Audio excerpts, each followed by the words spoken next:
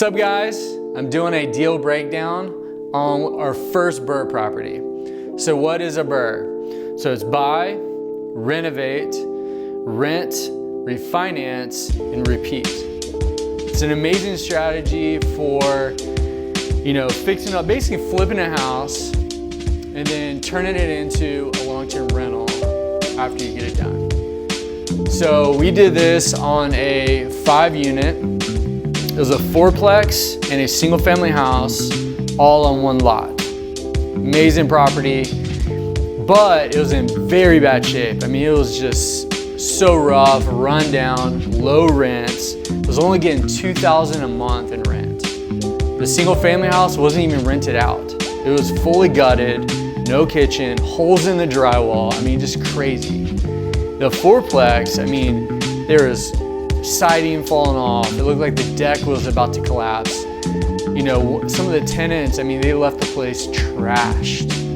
So we had to go in there and fully fix everything. So I'm gonna show you what we did here.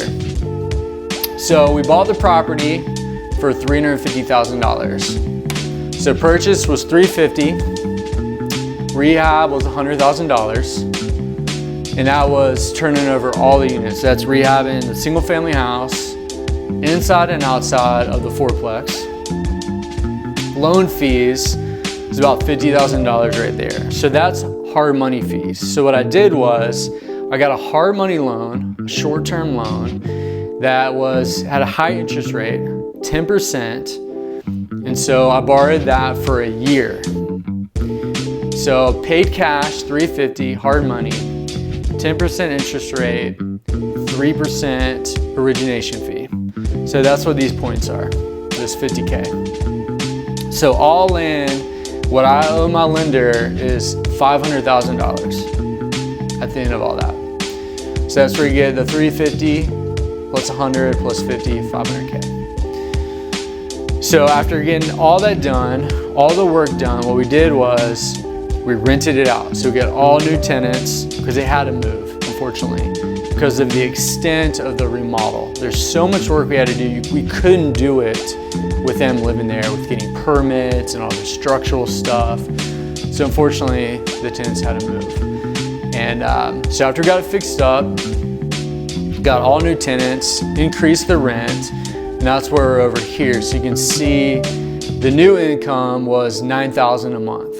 Like I said before, the previous income on this property was only $2,000. So we increased the rent by $7,000 a month. That's super significant. That's how you get a higher evaluation or appraisal for this property, since it's commercial residential. And that's because it is 5 units or bigger. So if it's 4 units or smaller, that's considered a residential income property. So our expenses are $5K. That is mortgage, taxes, insurance, repairs and maintenance, utilities, property management, CapEx, anything like that. That goes into the expense column. And after all that, our net profit or cash flow is $4,000 a month. That's amazing. Like, I'm really excited about that. $4,000 a month is a great property you want to hold on to. So that's what it looks like. When we refinanced it, after we're all done, what we do is a refinance is basically you go to the bank, find a lender, and they basically pay off the hard money loan. So you can have long-term financing at a better interest rate. So we're not paying 10%, now we're paying 3.5% over 30 years fixed. So that's a great deal. So we got a fixed 30-year mortgage. The new value is $900,000. The loan amount is actually $580,000, so it's 70% loan to value. So that difference is equity, the 30% that we keep in the deal, as well as we were able to cash out $80,000. So that is a home run, slam dunk deal. Let me show you why. So think about it. We use zero money out of my pocket. I use other people's money, hard money, private money, to buy this property and to renovate it. So I'm using other people's money.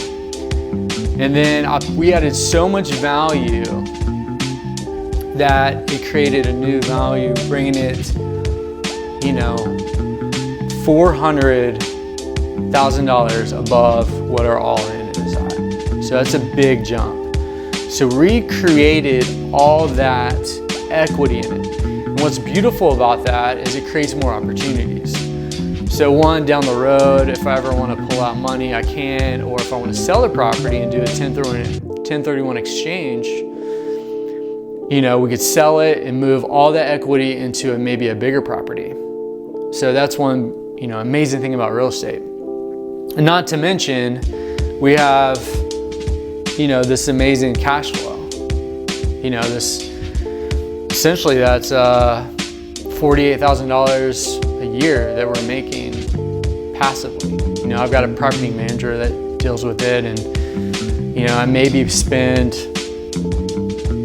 maybe 5 or 10 minutes a month on this property. And that's just looking at my statements, owner's statements from property management.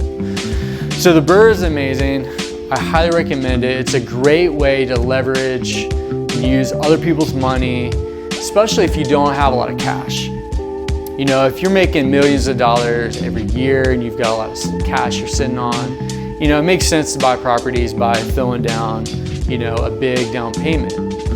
But if you don't have that kind of cash flow from a business, it makes sense to be really creative with buying properties. And that's why the BRRRR method is so great. You can take, even if you have to put in $100,000 of your own money, the idea is you put it in, and then when you refinance, you pull back out your 100K. So it's like recycling the money, using it over and over again.